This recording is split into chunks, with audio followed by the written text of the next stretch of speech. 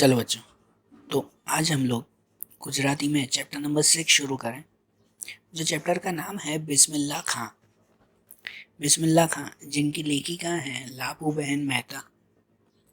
ये जो चैप्टर है ना, वो एक इंटरव्यू है कि जिसमें जो लेखिका हैं लाबू बहन मेहता वो बिस्मिल्लाह खां से मिलने जाते हैं और उनसे इंटरव्यू लेते हैं। बिस्मिल्लाह खां नाम सुना होगा ना आपने, कि दुनिया के सबसे महान वो शहनाई वादक, शहनाई बजाने वाले, शहनाई को एक अलग ही लेवल पर ले जाने वाले वो दुनिया के सबसे महान इंसान वो ये बिस्मिल्लाह खां। शायद आप इस फील्ड में ना हो, लेकिन ये एक चीज़ ऐसे कहते हैं कि जैसे आप लोगों को कोई क्रिकेट का नाम कहे तो सबसे पहला नाम माइंड में क्या आ जाता है? माइंड में आ जाता है ना सचिन तेंदुलकर। आप लोग क्रिकेट का गॉड कहते हो उसे, आ जाता है ना ऐसा नाम। तो वैसे ही कहीं पे म्यूज़िक और शरनाई की बात कहे ना, अगर शहनाई की बात जहाँ नाम ली जाए ना, तो सबसे पहला नाम जुबान पे आता है वो है बिस्मिल्लाह खां। और सच में बिस्मिल्लाह खां को भी इस शहनाई की फील्ड का गॉड का अगर कहें ना, तो वो कम नहीं है। सच बात है, वो शहनाई की फील्ड के रियल गॉड कहलाते हैं बिस्मिल्लाह खां। ये जो लेखिका है ना लाबू बहन मेहता, वो कह रही हैं कि वो हमेशा से इनके साथ मिलकर एक इंटरव्यू लेना चाहती थी, लेकिन कितनी बार जो है वो ये टाइम नहीं मिलता था। अब ये जो है वो मुंबई में थी लाबू बहन मेहता, और क्या कहते हैं बिस्मिल्लाह खां भी लकीली एक बार मुंबई में आए। तो इन्होंने बिस्मिल्लाह खां से परमिशन मांगी कि वो इनका इंटरव्यू लेना चाहते हैं, और बिस्मिल्लाह खां ने उनको परमिशन दी। और वहाँ पर इन्होंने 1.5-2 घंटे उनका इंटरव्यू लिया, उनसे बातचीत की। और वही बातचीत में वो कौन कौन सी बातें बताते हैं, लाबू बहन मेहता ने क्या क्वेश्चंस उनसे पूछे और वो क्या अपना एक्सपीरियंस बताते हैं, वो इस चैप्टर में है। जैसे कि लेखिका ने सबसे पहले बिस्मिल्लाह खां से सवाल पूछा कि आपने ये शहनाई बजाना कौन सी एज से शुरू किया था और किससे सीखा था। शहनाई बजाना किससे सीखा, कौन सी एज में शुरू किया? तो बिस्मिल्लाह खां ने जवाब दिया। बिस्मिल्लाह खां वो कहते हैं कि शहनाई सीखने का शुरू करना पड़े ना, ऐसा कुछ था ही नहीं, क्योंकि इनके परिवार में हर कोई वो शहनाई बजाता था। इनके घर में, बिस्मिल्लाह खां के घर में, इनके पिता, इनके दादा, मामा, नाना, सब कोई शहनाई बजाने का काम करते थे। हर किसी की अलग अलग राजाओं के दरबार में वो नौकरी थी फिक्स। राजाओं के दरबार में शहनाई बजाने के लिए जाते थे। बिस्मिल्लाह खां के दादा वो ग्वालियर राज्य के बालाजी मंदिर में, जो बनारस में है, कि भाई वहाँ पर वो नौकरी करते, शहनाई बजाते थे। दूसरे भी कोई ना कोई राजा में, राजाओं के घर में या कोई बड़े महल, कोई बड़े मंदिर में ये काम करते थे। तो घर में अगर सभी ये काम कर रहे हैं, सभी शहनाई बजाने का काम कर रहे हैं, तो बिस्मिल्लाह खां भी तो वो शुरू करते ही ना। तो ये भी बिस्मिल्लाह खां कहते हैं वो सिर्फ 5 साल के थे ना, 5 साल के थे तब इनके हाथ में शहनाई दे दी थी, सिर्फ 5 साल की एज में। और ये क्या करते कि इतनी छोटी एज में बस वो टैं टैं करते हुए, बजाते हुए जो वो पूरे घर में घूमते। तब उस वक्त इनके मामा ने, बिस्मिल्लाह खां के मामा ने सबसे पहली बार इनको कहा था। बिस्मिल्लाह खां कहते हैं कि इनको आज तक याद है, उनके मामा ने उनको कहा था कि देखो, अगर तुझे बजाना ही है तो सुर में बजा, किसी को सुनने में मीठा लगे ऐसा बजा, तो फिर वो सही है, नहीं तो बजाना छोड़ दे।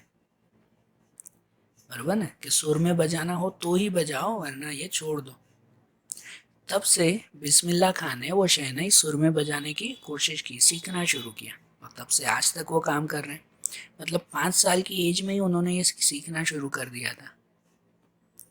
लेखिका दूसरा सवाल पूछती हैं कि आपके जीवन पे सबसे बड़ा इफेक्ट वो किसका है, आपके जीवन पे सबसे बड़ा इफेक्ट किसका है? तो बिस्मिल्लाह खां सीधा ही जवाब देते हैं उनके मामा का, है ना। उनके मामा के साथ उनका रिलेशन बहुत अच्छा है। उनके घर में सबसे छोटे इनके मामा थे, जिनका नाम था अली बख्श। अली बख्श इनके मामा, जिनके साथ इनका रिलेशन बहुत अच्छा रहा। कहते हैं कि वो जो है वो संगीत के पीछे, म्यूजिक के पीछे पागल थे, एक फकीर की तरह थे। कहते हैं कि कोई इंसान जो है वो ये कोई चीज़ सीखता है, लेकिन किसी को जो है वो ये भगवान की दुआ से, है ना, खुदा की दुआ से वो चीज़ मिलती है। शायद ये उनके मामा अली बख्श वैसे ही थे। वो अली बख्श दिन में 18-18 घंटे रियाज करते थे, प्रैक्टिस करते थे, और बाकी के 6 घंटे में ही खाना पीना सोना सब काम करते थे। 18 घंटे कंटिन्यूसली प्रैक्टिस करना, और ये भी उन्होंने कुछ 18-20 सालों तक कंटिन्यूसली ये किया। इमेजिन करो कि उनकी प्रैक्टिस कितनी होगी और वो कितने एक्सपर्ट होंगे। बिस्मिल्लाह खां कहते हैं ना कि कोई खुदा का बंदा ही होता है जो इतना ग्रेट, इतना महान काम कर सकता है। बिस्मिल्लाह खां के मामा वो सच में इतने महान थे। हुँ? और उनका कोई खर्चा भी नहीं था। बिस्मिल्लाह खां के मामा जो अली बख्श थे, वो एकदम सिंप्लिसिटी में रहते थे। कुछ 6 पैसों के जो है वो कपड़े पहनते खाली, है ना, और वो भी जो है वो ये जैसे तैसे रफ कपड़े, कोई एकदम स्टाइलिश जैसे नहीं। लोग जब पूछते ना तो वो सीधा ही जवाब देते कि खुदा ने चाम नहीं पण काम प्यारू छे। सीधा ही कहते कि भाई भगवान को कपड़े नहीं लेकिन काम पसंद है। तो वो इम्पोर्टेंस काम को देते, कपड़ों को कभी इम्पोर्टेंस उन्होंने नहीं दिया। तो बिस्मिल्लाह खां के जीवन में सबसे इम्पोर्टेंट जो पर्सन थे ना, वो कौन, तो वो उसके मामा। आगे कहते हैं कि बिस्मिल्लाह खां की एजुकेशन कितनी है। लेखिका सवाल पूछते हैं कि आपके अभ्यास के बारे में, आपकी एजुकेशन के बारे में बताओ। ये कहते हैं कि बिस्मिल्लाह खां कहते हैं वो जब सिर्फ 2.5 साल के थे ना, तो उनके माता गुजर गए थे। इसीलिए वो अपने मौसाड़ में, मतलब अपने मासी के घर में ही वो बड़े हुए। कुछ 6-7 साल के जो थे ना, तो वो पहली बार स्कूल गए थे 6-7 साल में। तो तब तक तो इनको म्यूज़िक की आदत पड़ चुकी थी, क्योंकि उन्होंने शहनाई बजाना शुरू किया था 5 साल में, और स्कूल जाना शुरू किया 6-7 साल में। तो मतलब पहले शहनाई बजाने की आदत तो इनको पड़ ही चुकी थी। तो इसकी वजह से ये जब स्कूल गए ना, तो स्कूल जाना इन्हें कहता ना, मज़ा ही नहीं आता था वहाँ स्कूल में। कि भाई वहाँ पर टीचर कुछ पढ़ाते हैं ना, तो इनके माइंड में तो वो शहनाई और म्यूज़िक ही चलता रहता था। टीचर जब पढ़ाते तो ये तो चुपचाप एक जगह पर अपने क्लास में कैसे कॉर्नर की बेंच में बैठकर अपने हिसाब से गीत गाया करते ये। तो एक बार किसी एक स्टूडेंट ने वो टीचर को कंप्लेंट भी कर दी। टीचर को कंप्लेंट कर दी कि भाई ये जो है वो बिस्मिल्लाह खां पढ़ नहीं रहा है और सिर्फ जो है वो गीत गाए जा रहा है। तो इसकी वजह से टीचर बहुत गुस्से भी हो गया और बिस्मिल्लाह खां को मारा भी। और जब इनको पहली बार स्कूल में मार पड़ी ना, तो ये घर पे आ गए, रोते हुए घर पे आ गए और अपने मामा को कह दिया कि आज के बाद मैं स्कूल नहीं जाऊंगा। लेकिन उनके मामा ने भी जिद की कि भाई स्कूल तो जाना ज़रूरी है। भाई स्कूल जाना तो भाई बहुत ज़रूरी है। तो ज़बरदस्ती उसके मामा और उसके नाना उसे जो है वो स्कूल भेजते थे। तो क्या होता है कि भाई वो स्कूल जाते ज़बरदस्ती और घर पे आकर फिर वो म्यूज़िक की प्रैक्टिस करते। तो इनको म्यूज़िक में ज़्यादा इंटरेस्ट था, वहाँ स्कूल जाने में इनको कोई इंटरेस्ट नहीं था। तो ये क्या करते पता है, फिर उन्होंने स्कूल से बंक मारना शुरू किया। बिस्मिल्लाह खां ने स्कूल से बंक मारना उन्होंने शुरू कर दिया। रोज वो क्या करते कि वो स्कूल के समय से घर से तो निकल जाते, लेकिन दूसरे कहीं चले जाते, और जब स्कूल छूटने का टाइमिंग होता ना, तो उसके बाद चुपचाप वापस घर आ जाते। लेकिन ऐसा कब तक चले, एक दिन जो है वो चोरी पकड़ा गई। एक दिन चोरी पकड़ा गई। एक दिन स्कूल से कोई जो है वो इनके घर पे आया पूछने के लिए कि रोज रोज आपका जो है वो लड़का एब्सेंट क्यों है, बिस्मिल्लाह का क्यों स्कूल नहीं आ रहे। तब उनकी चोरी पकड़ा गई कि भाई घर वाले तो ये कहेंगे ना वो तो रोज स्कूल जाता है, तो स्कूल वाले कह रहे थे वो तो स्कूल आता ही नहीं। जब पकड़ा गए ना, तब उनके मामा ने जो है वो इनको पहली बार बहुत मारा। इनके मामा कि जिनके लिए बिस्मिल्लाह खां कहते हैं ना, दुनिया में सबसे ज़्यादा असर उनके जीवन पे उनके मामा का है।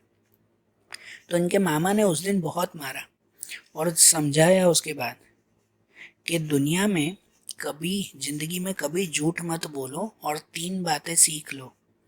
3 बातें सीख लो कि एक तबीयत संभालो, एक इज्जत बचाओ, और कभी झूठ मत बोलो। बरोबर। तो बिस्मिल्लाह खां की ये पहली सीख थी कि जो उनके मगज में बैठ गई। जिंदगी में 3 बातें सीख लो, एक तबीयत संभालो, एक इज्जत बचाओ, और कभी झूठ मत बोलो। उसके बाद उनके मामा ने फिर भी उनको स्कूल तो भेजा ही। जब वो स्कूल गए ना, तो एक साथ 4 साल वो कंटिन्यूसली फेल हुए। 4 साल फेल हुए। तो आखिरकार घर वालों ने भी थक कर उनके मामा और नाना ने इनको स्कूल से ही निकाल दिया कि हाँ सच में अब ये पढ़ने वाला नहीं है। तो फिर भी उनके मामा ने इनको म्यूज़िक में बहुत एक्सपर्ट बनाया। उनके मामा हमेशा ऐसे कहते थे कि जब भी अगर सुर लेना है ना, अच्छा सुर लेना है, तो हमेशा सच बोलो। और सही बात है, बिस्मिल्लाह खां भी यही कहते हैं कि भाई जो इंसान हमेशा सच बोलता है ना, तो उसके मन में एक कभी भी निगेटिविटी नहीं आती कि मैंने ये गलत काम किया है, कभी उसके मन में ये ख्याल नहीं आता। और जिसकी वजह से वो जब सुर निकालता है, जब कुछ गाता है ना, तो पूरे दिल से गाता है, क्योंकि वो सच्चा इंसान होता है। सही बात है। लेखिका जो है वो दूसरा सवाल उनसे पूछती है कि शहनाई के साथ साथ कोई गीत भी आप गाते हो कि सिर्फ शहनाई बजाते हो? तो बिस्मिल्लाह खां कहते हैं कि बिल्कुल, गीत के बिना जो है वो शहनाई कौन से काम की। कि सबसे पहले भले ही गीत जो है वो आपको मन में गाने पड़ते हैं, मन में जब शब्द याद हो तो उसके हिसाब से म्यूजिक भी खुद ब खुद बजता है ना, है कि नहीं? तो सबसे पहले जो है वो ये मन में शब्द याद होने चाहिए, तो उसके बाद फिर सुर निकलता है। या कितनी बार ऐसा भी होता है कि पहले अगर सुर बना हो, उसके बाद अगर आप कोई गीत गाओ, तो शायद वो सुर बनाने में इतना मज़ा नहीं आता। बिस्मिल्लाह खां कहते हैं ना कि पहले आपके पास वर्ड्स तो होने चाहिए, तो फिर उसके अकॉर्डिंग आप लोग उसका म्यूजिक बनाओगे ना, है ना? फिर लेखिका कहते हैं कि आपके गुरु कौन, बिस्मिल्लाह खां के गुरु कौन? तो वो कहते हैं कि भाई उन्होंने सब कुछ तो अपने मामा से ही सीखा है, उनके गुरु उनके मामा ही हैं अली बख्श। लेकिन वो कहते हैं कि उन्होंने हारमोनियम बजाना, जो हारमोनियम इंस्ट्रूमेंट आता है, कि वो बजाना गुरु लक्ष्मण प्रसाद से सीखा था। गुरु लक्ष्मण प्रसाद। और कुछ गाना बजाना वो अहमद हुसैन खां से सीखा था। मतलब वो अपने गुरु में मेन तो अपने मामा को ही मानते हैं। इसके अलावा जो उन्होंने बाहर से कुछ एक्स्ट्रा नॉलेज ली थी, जैसे कि हारमोनियम बजाना, वो गुरु लक्ष्मण प्रसाद से सीखे थे। या फिर गीत गाना, राग सीखना, वो अहमद हुसैन खां से सीखे थे वो। बराबर। तो लेखिका उसके बाद उनसे मजाक में पूछती हैं कि आपने शहनाई क्यों पसंद की, कि आपने शहनाई के अलावा और कोई इंस्ट्रूमेंट क्यों नहीं चुना? तो बिस्मिल्लाह का भी हंसकर जवाब देते हैं कि वह उनके पास ऑप्शन ही क्या था, कि घर में हर कोई इंसान अगर शहनाई बजाता था, तो इनके पास ऑप्शन क्या था, इनके हाथ में भी तो शहनाई थी ना। भाई पहले पसंद हो ना हो, इन्होंने सबसे पहले शहनाई हाथ में उठी थी। सही बात है कि नहीं? और जब वो कहते हैं ना कि भाई शहनाई में इनका नाम ही क्यों सबसे आगे है, तो वो कहते हैं कि नहीं, दुनिया में और भी बहुत सारे लोग हैं, यूपी में, महाराष्ट्र में, मद्रास में, कि बहुत सारे लोग हैं जो शहनाई वादक हैं, ग्रेट शहनाई वादक हैं। लेकिन कहते हैं कि भाई शहनाई बजाना वो इतना इजी नहीं होता। शहनाई बजाने के लिए बहुत ताकत की ज़रूरत पड़ती है, बहुत दम जो है वो लगाना पड़ता है, कहते हैं ना कि जब वो जो है वो पूरी छाती बैठ जाती है, कि जब फूंक मार मार कर वो शहनाई बजानी पड़ती है। तो और वो भी कैसे पूरी सुर में बजनी चाहिए वो। हम्म। और इसके लिए जब इतनी सुंदर शहनाई बजानी हो ना, तो बिस्मिल्लाह खां कहते हैं कि इसके लिए कंटिन्यूसली रियाज की, कंटिन्यूसली प्रैक्टिस की ज़रूर है। और उस प्रैक्टिस भी कैसे, कि सबसे पहले इस सांस को बचाने की प्रैक्टिस। वो कहते हैं कि ये और इनके मामा जब प्रैक्टिस करते हैं ना, तो 1 घंटा प्रैक्टिस करने के बाद कुछ देर तक फिर आराम करते हैं। फिर जो है वो ये कुछ देर प्रैक्टिस करते, फिर कुछ मिनट वो आराम करते थे। सही बात ना? ऐसे वो प्रैक्टिस करते। तो लेखिका उनसे दूसरा सवाल पूछते हैं कि आपने रियाज कितना समय करते हो, मतलब दिन में कितना टाइम प्रैक्टिस करते हो? तो वो जवाब देते हैं बिस्मिल्लाह खां कि जब उनके मामा जिंदा थे ना, तो तब तक तो बहुत घंटे वो दिन में रियाज करते थे, क्योंकि उस वक्त है ना घर में कमाने वाले बहुत सारे थे। इनके मामा कमाते, इनके नाना कमाते, दादा कोई ना कोई नौकरी करते, काका भी कहीं ना कहीं नौकरी करते थे। तो घर में हर कोई इंसान कमाता था, तो जिसकी वजह से इनके घर में इनको बिस्मिल्लाह खां अकेले को पूरा टाइम मिलता, क्योंकि घर में पहले दूसरे कमाने वाले थे। लेकिन जब बिस्मिल्लाह खां बड़े हुए, तो इनके घर में बाकी सबकी एज पूरी होती गई, गुजरते गए वो सब। उसके बाद है ना, घर में कमाने वाला बिस्मिल्लाह खां के अलावा और कोई भी नहीं था। बिस्मिल्लाह खां के अलावा और कोई कमाने वाला नहीं था। घर में जो है वो ये 8 इंसान का, 8 लोगों का इनकी फैमिली थी, और उनमें से कमाने वाला सिर्फ ये अकेले। तो इसके बाद वो जब कमाने के लिए बाहर निकल गए ना, तो फिर प्रैक्टिस करने का, रियाज करने का इनको बहुत कम समय मिलता था। लेकिन फिर भी इन्होंने वो प्रैक्टिस करना छोड़ी नहीं।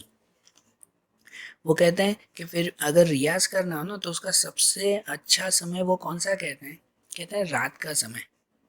कि जब रात का समय, जब सब कोई जो है वो ये सो जाते हो, एकदम शांत हो, दुनिया एकदम शांत रखती हो, तो वो कहते हैं कि भाई उनमें ऐसा कहा जाता है कि इतनी रात को जब सब सो रहे हो ना, तब खुदा का एक फरिश्ता निकलता है और वो सबसे पूछता है कि भाई कौन दुआ लेने वाला है। हुँ? और तब तब कोई अगर गा तब कोई अगर जागता हो ना, तो वो फरिश्ता उनको दुआ देकर जाता है। तो बिस्मिल्लाह खां कहते हैं इसलिए मुझे भी रात को गाना बहुत पसंद है, क्योंकि उस वक्त फरिश्तों की दुआ मिलती है। ऐसा लगता है कि जैसे वो खुदा की इबादत कर रहे हो, खुदा की जो है वो ये जैसे कहते हैं ना प्रेयर कर रहे हो वैसे। बरोबर। तो लेखिका उनसे पूछती हैं कि भाई आप जो है वो कभी मूड में होते हो तो ही अच्छा बजाते हो, कि हमेशा ही आपका अच्छा ही बजता है, कि ना शहनाई हमेशा ही अच्छी बजती है, कि फिर कभी मूड में होते हो तो ही। तो बिस्मिल्लाह खां इस पे भी हंसकर कहते हैं कि भाई हर कलाकार को कोई ना कोई मूड चाहिए होता है। कलाकार वही होता है जो कुछ मूड में ही काम करता हो। जैसे वो एक कहावत कहते हैं ना कि राग रसोई और पगड़ी कभी कभी बनती है। राग रसोई और पगड़ी ये कभी कभी बनती है। इसका मतलब कि जब अच्छा मूड हो, अच्छा समय हो ना, तो ही अच्छा राग बनता है। हमेशा नहीं। लेखिका उनसे दूसरा सवाल कहते हैं कि आप जब भी कोई कार्यक्रम में ये शहनाई बजाने जाते हो, तो वहाँ से कुछ ना कुछ पैसे मिलते ही हैं आपको। तो कभी कोई आपने ऐसे कार्यक्रम भी किए हैं कि जिसमें बिना पैसों के, सिर्फ अपनी मौज के लिए, सिर्फ अपनी खुशी के लिए आपने किसी का कोई प्रोग्राम किए हो? कहते हैं ना पैसों के बिना आपने कोई प्रोग्राम किए हैं? तो बिस्मिल्लाह खां कहते हैं कि हाँ भाई, ऐसे बहुत सारे प्रोग्राम हैं, है ना, ऐसे काफ़ी बार हुआ है। कहते हैं कितनी बार तो ऐसा भी हुआ है कि भाई अपनी खुशी से छोड़ो, कि भाई जब प्रोग्राम पूरा हो जाए ना, तो उसके बाद कितनी बार पैसे फिर मिलते ही नहीं हैं। ऐसा भी होता है।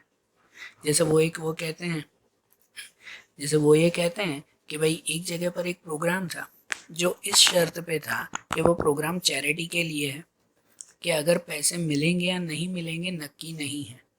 प्रोग्राम ऐसा था, जो ऑर्गेनाइजर थे ना प्रोग्राम के, उन्होंने बिस्मिल्लाह खां को कहा था कि देखो अगर जो चैरिटी मिली ना, तो उसके बाद जो है वो ये आधा हम आपको देंगे और आधा हम लोग रखेंगे, है ना भाई, जितना भी मिला आधा आपको देंगे आधा हम लोग रखेंगे, ऐसा।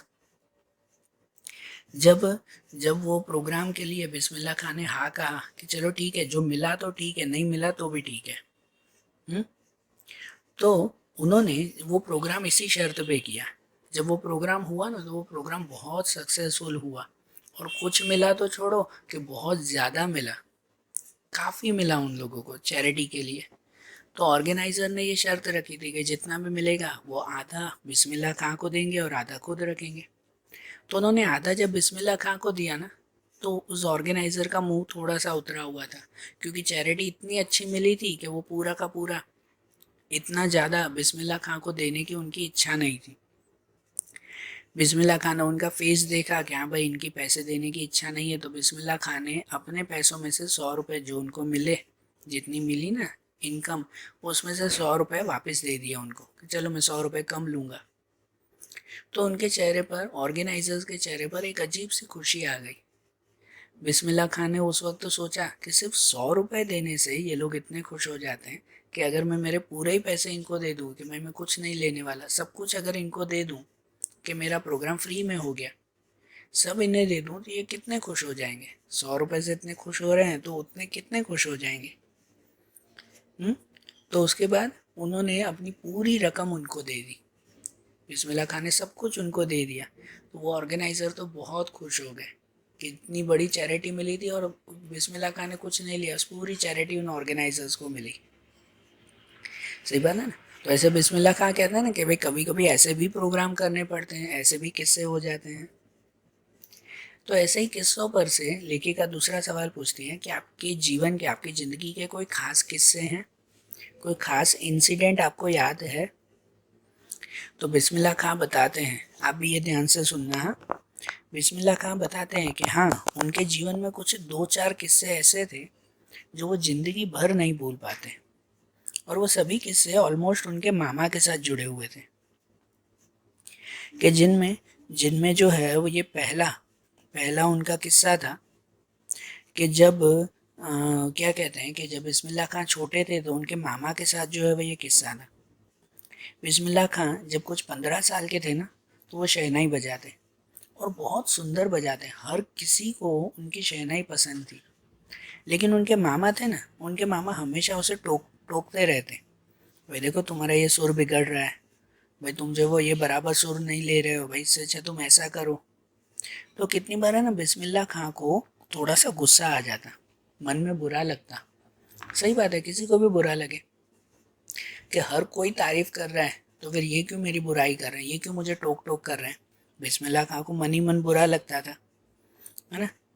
तो क्या कहते हैं कि भाई इसकी वजह से बिस्मिल्लाह खान ने अपने मामा के साथ एक बार झगड़ा भी कर दिया कि सब तो भाई मेरी तारीफ कर रहे हैं, आप क्यों हमेशा मुझे टोक रहे हो कि भाई मैं बराबर ही कर रहा हूँ, है ना। उन्होंने ऐसे किया और कुछ दिन के लिए उन्होंने अपने मामा के साथ बातचीत भी बंद कर दी, मामा के साथ बात करना ही बंद कर दिया। होता है कि नहीं, आप भी कुछ अच्छा काम करो फिर भी घर में कोई ऐसा इंसान होता है जो आपको हमेशा टोकता रहता है, नहीं इससे अच्छा तो ये करते ना तो और ज़्यादा अच्छा होता ही है ना ऐसा। तो बिस्मिल्लाह खां को भी ये बुरा लगता है कि क्यों भाई मामा हमेशा बोलते ही रहते हैं मुझे। तो इसके लिए है ना, एक दिन बिस्मिल्लाह खां रात को वो तिलक कामोद नाम का एक राग गा रहे थे, अपने कमरे में बैठे हुए गा रहे थे। बिस्मिल्लाह खां को लग रहा था कि वो तो सबसे बेस्ट गा रहे हैं, सबसे सुंदर गा रहे हैं। उनके मामा वहाँ से गुजरे तो उनको पता चला कि नहीं भाई इनके सुर में कुछ तो तकलीफ है, भाई बिस्मिल्लाह खां बराबर नहीं गा रहा है। लेकिन बोले कैसे, बातचीत तो बंद थी। और बिस्मिल्लाह खां को लग रहा था कि नहीं भाई मैं तो सबसे अच्छा ही गा रहा हूँ। तो उनके मामा ने कुछ बोला नहीं, उनके मामा पास वाले कमरे में चले गए और वहाँ पर खुद वही राग गाने लगे, खुद वही राग गाने लगे।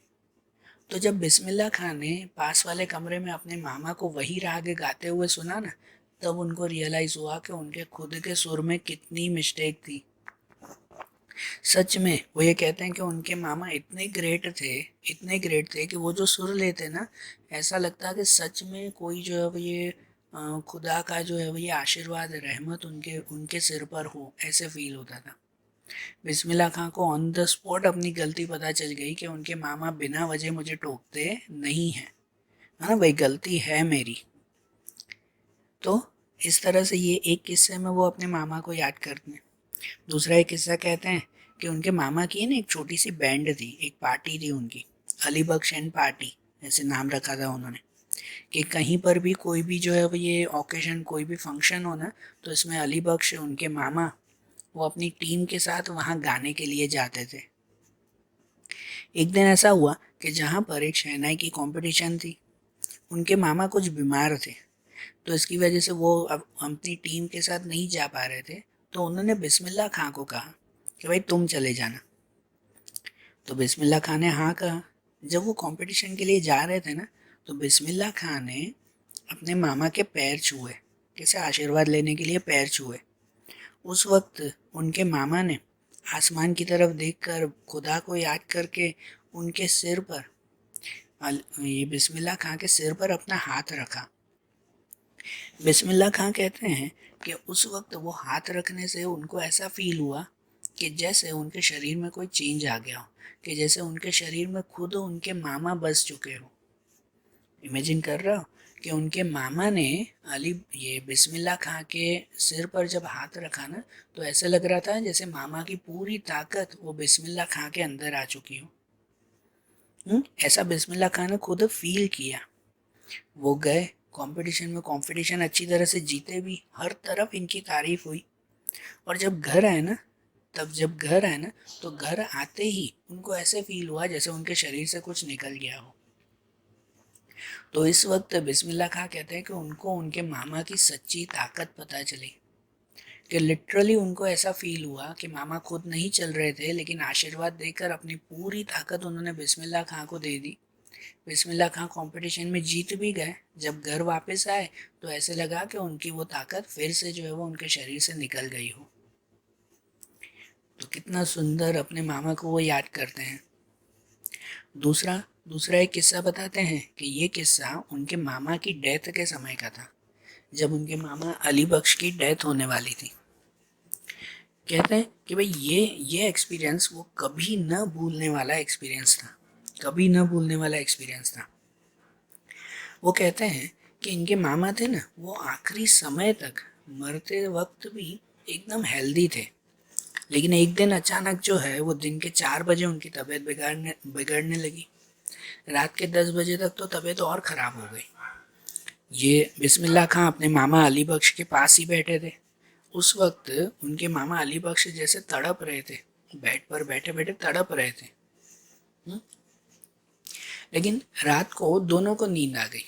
उनके मामा बेड पर सो गए और वो जो है वो उसकी सेवा करते करते बिस्मिल्लाह खां उनके पास में ही नीचे सो गए। रात के 2 बजे तब उनके मामा ने इनको उठाया। ये बिस्मिल्लाह खां रात के 2 बजे एकदम कहते हैं ना भाई, झटके से उठ गए। उन्होंने सीधा मामा को पूछा, भाई मामा कुछ चाहिए, पानी वगैरह चाहिए? उन्होंने ना कहा।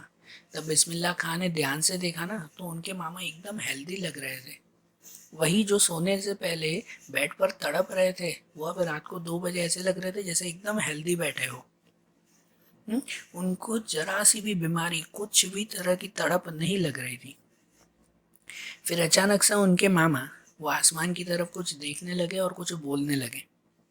उसके बाद बिस्मिल्लाह खां को अपने पास उठाया उन्होंने, खुद जो है वो गले लगाया और गले लगाकर प्यार से उनको कहा कि जाओ खुश रहो। रात के 2 बजे बिस्मिल्लाह खां को उनके मामा ने उठाया, बिस्मिल्लाह खां को गले लगाया और उनको आशीर्वाद दिया कि जाओ खुश रहो। और उस वक्त बिस्मिल्लाह खां को भी उन्होंने सुला दिया और खुद भी बेड पर सो गए कि बस वो वहाँ पर सोए और सुबह 7 बजे जो है वो उन्होंने अपना शरीर छोड़ दिया। बिस्मिल्लाह खां कहते हैं कि आखिरी समय जो वो अपने मामा से मिले थे ना, वो जिंदगी भर नहीं भूल सकते। सही बात है ना कि उनके मामा ने जैसे जाते वक्त आखिरी में बिस्मिल्लाह खां को ही अपना पूरा आशीर्वाद देकर गए थे।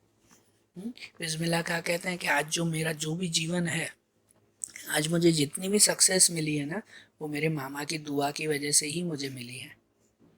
तो इसी वजह से तो इन किस्सों की वजह से ही बिस्मिल्लाह खां अपने मामा को दुनिया में सबसे ग्रेट मानते हैं, सबसे बड़ा गुरु मानते हैं ये बिस्मिल्लाह खां अपने मामा को। सही बात है ना। तो ये किस्सा सुनकर लेखिका एक और सवाल उनसे पूछती है कि आपकी लाइफ में कभी आपको कोई मिरेकल, कोई चमत्कार जैसे होता है, उस कोई चमत्कार का अनुभव हुआ है? कोई मिरेकल, कोई चमत्कार जैसे आपके जीवन में हुआ है?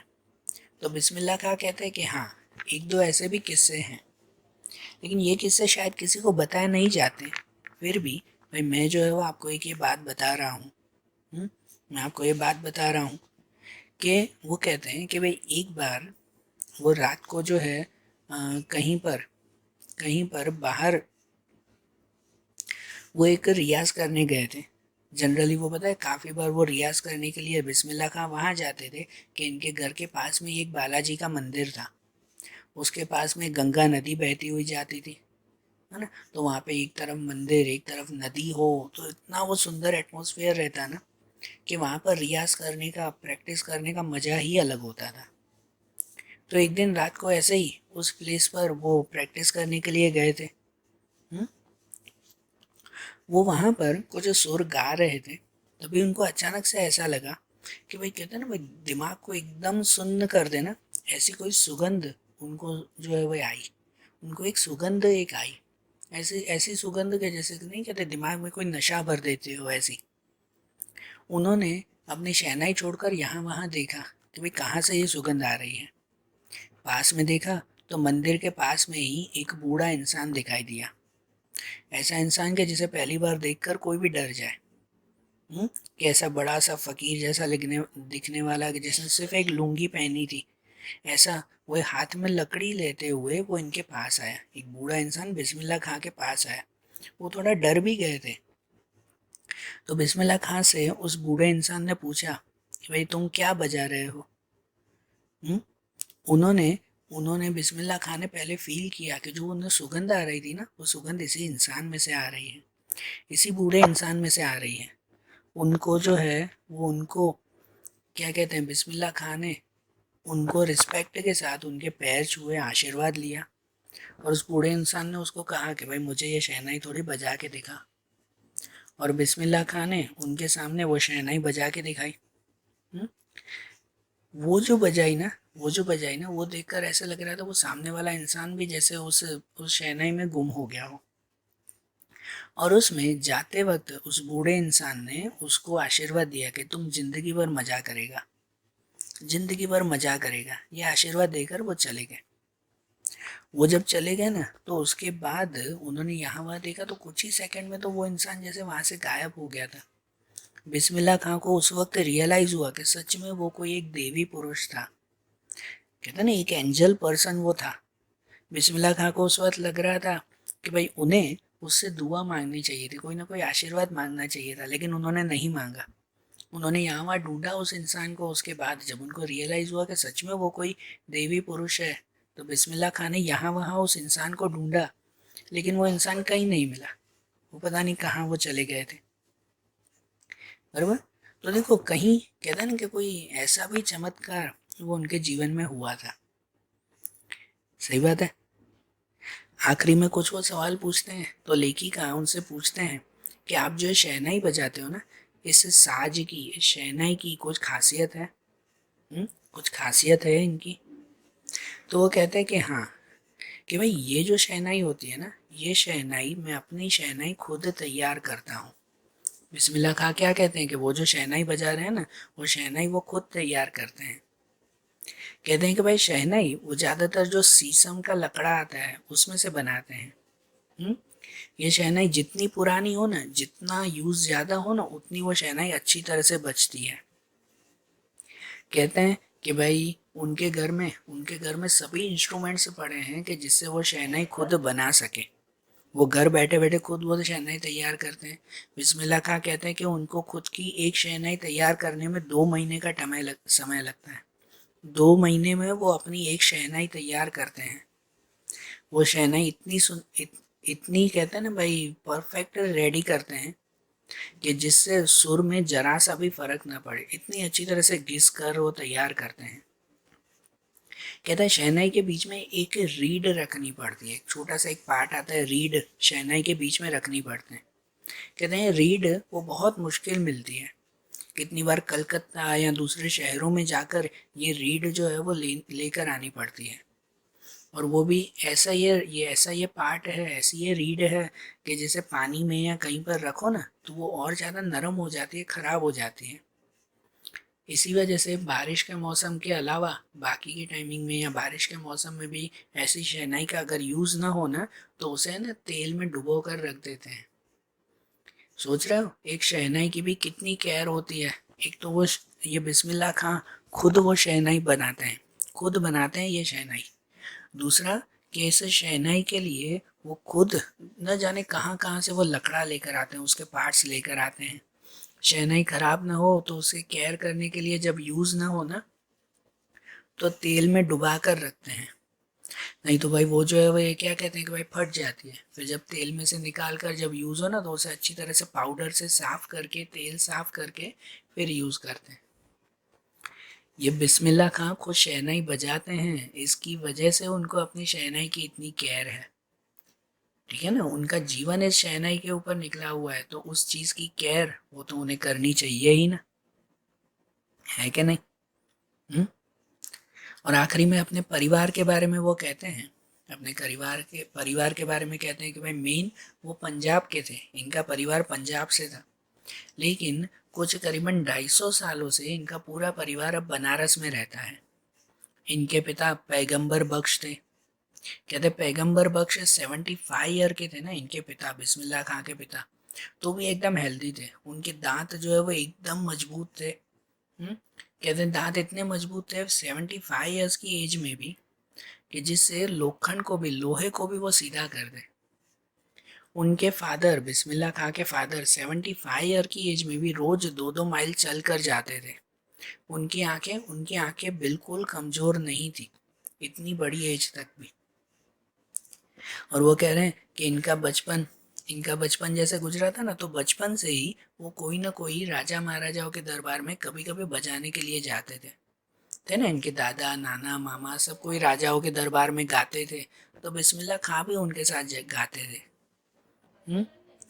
लेकिन जब वो 16 साल के थे ना, जब 16 साल के थे तब पहली बार इन्होंने एक पब्लिक प्रोग्राम किया था। फर्स्ट टाइम ये पब्लिक प्रोग्राम किया था और इनको मेडल मिला था। उसके बाद 1934 में वहाँ पर दूसरे प्रोग्राम में इनको दूसरा एक मेडल मिला। 1936-37 में कलकत्ता में उनको 3 मेडल मिले। 1938 में अप्रैल में जो है वो 16 अप्रैल को रेडियो में पहली बार ये बजाया, पहली बार शहनाई वो इन्होंने रेडियो में बजाई थी। 1956 में वो राष्ट्रपति का मेडल मिला था उनको, है ना, राष्ट्रपति मेडल इनको मिला था। और इसके अलावा ये कहते हैं कि राजा महाराजाओं की तरफ से शाल, दूसरे जो है वो सोने के कड़े और ना जाने कितने सारे गिफ्ट, कितने सारे मेडल्स।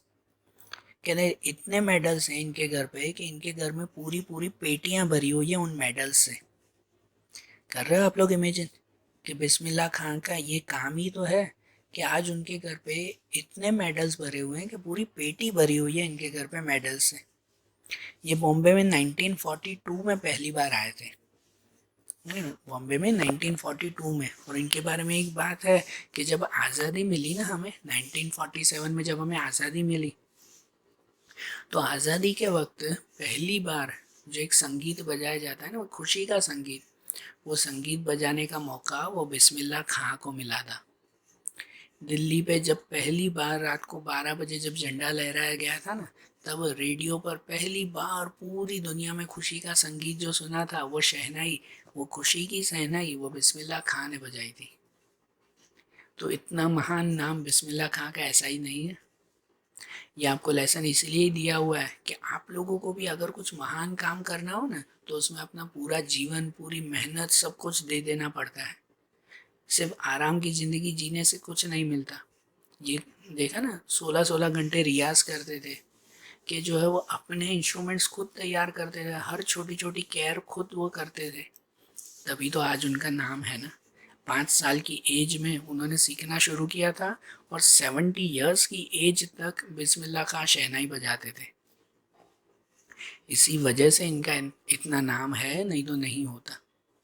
आप लोगों को भी अगर नाम कमाना हो ना, तो इतनी मेहनत, इतना हार्ड वर्क करना बहुत ज़रूरी है, बरोबर। तो आज जैसे गुजराती में हमने ये चैप्टर देखा ना बिस्मिल्लाह खां का, ऐसे ही इनके दूसरे चैप्टर सब हम लोग अगले वीडियोस में देखेंगे।